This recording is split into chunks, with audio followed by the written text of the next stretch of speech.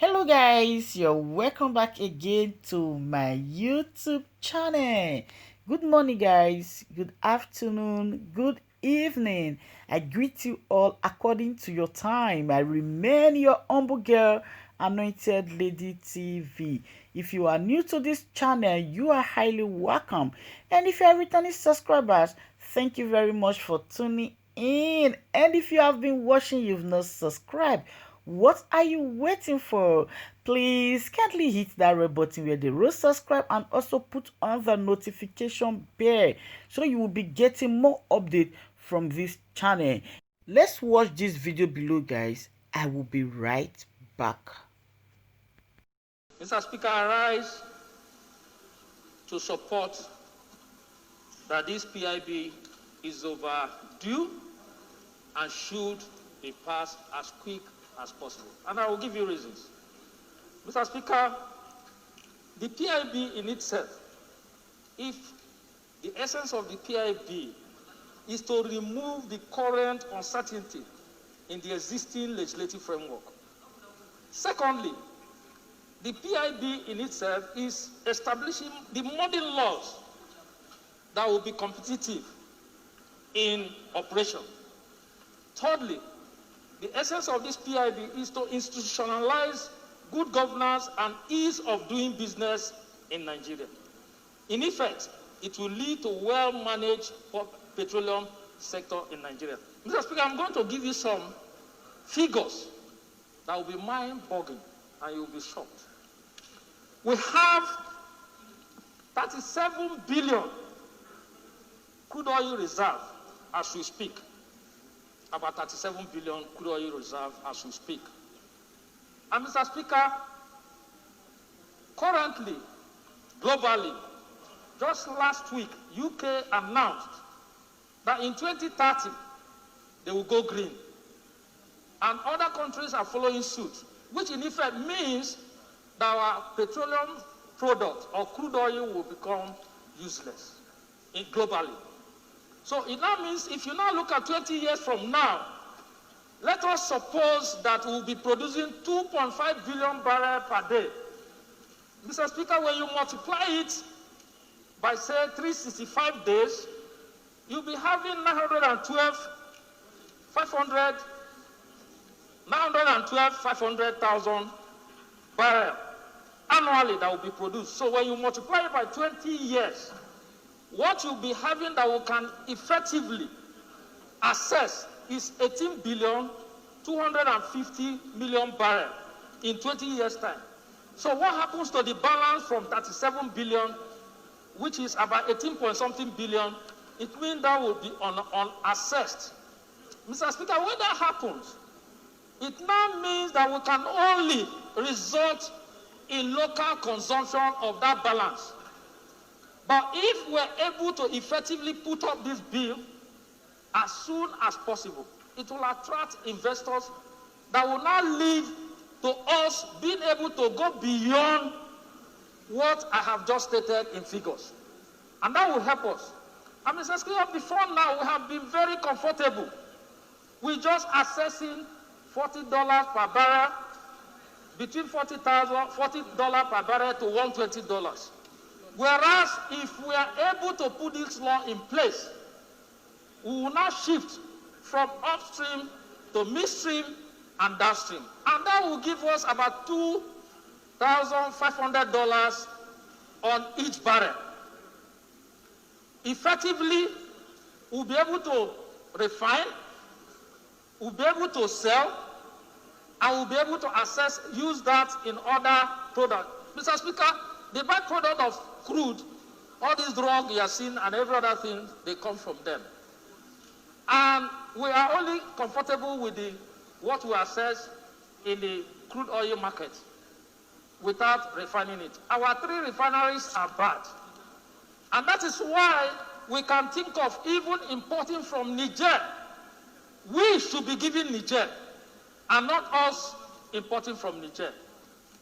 So, Honorable Musa Segiada, please, can you approach the chair? So, Mr. Speaker, with this information, it now means that we need to pass this PIB as quick as possible so as we can have the good technology with the resources we have to be able to compete with the other world. If what UK and other global countries are saying is to be taken serious, it now means that even to bring in vehicles, you'll be buying vehicles that you can only plug and recharge. There won't be need for any petroleum request any longer. Just yesterday, Joe Biden has appointed John Kerry, to be the head of climate change in the United States, which in effect means that America is also not going to be interested in our crude oil. So the earlier we pass the bill, the better for us to urgently begin to assess our reserve so that we'll be able to go beyond the 18 billion that is underground. Secondly, Mr. Speaker, just like the chairman upstream said, before now, we were the only few of us in Africa that can beat their chest and say we are the only oil producing countries. But today, oil is being found everywhere. Everywhere. Even in Nigeria, for instance, in the northern side, oil is there. A case study of what is actually going on right now in Lagos. There has been a project that has been handed over to the CCECC. It's a Chinese company, and they are the ones in charge of the railway project. Now look at it this way.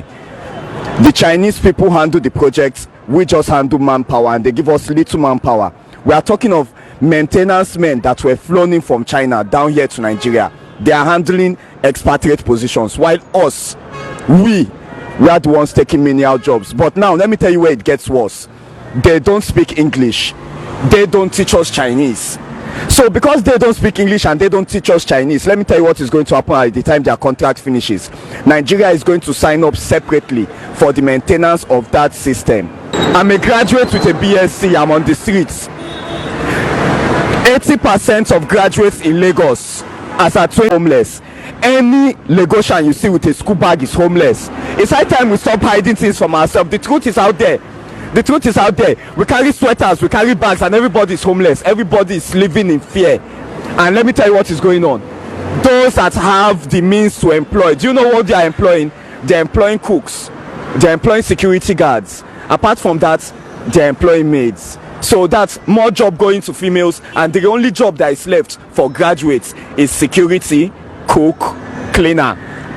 A graduate with a BSc now cannot do more in Lagos than be a cook, a secretary, or a cleaner. And let me tell you, it's not easy. We're already competing for that position now.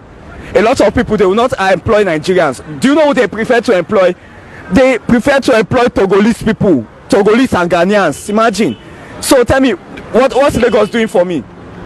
We are celebrating Independence Day, but please, there's no independence. We are all in modern day slavery. This is modern day slavery. It's high time that Nigerians get enlightened. We need to use our head. We need to come together and start thinking for ourselves. Now let me get this straight. Problem, you must first of all trace the genesis of that problem.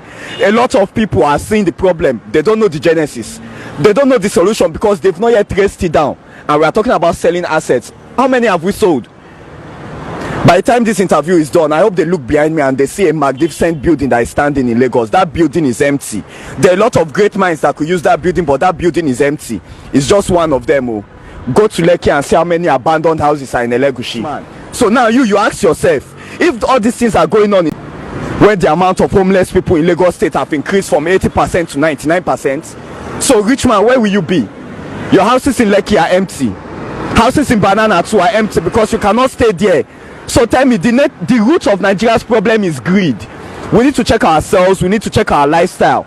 You are living in a very big mansion of 20 rooms. My brother, how many rooms can you sleep with? Ask yourself, how many rooms? You can only sleep inside one room. You are living in a mansion in 20 rooms. I want you to ask yourself this. You, that big man sleeping inside that big house.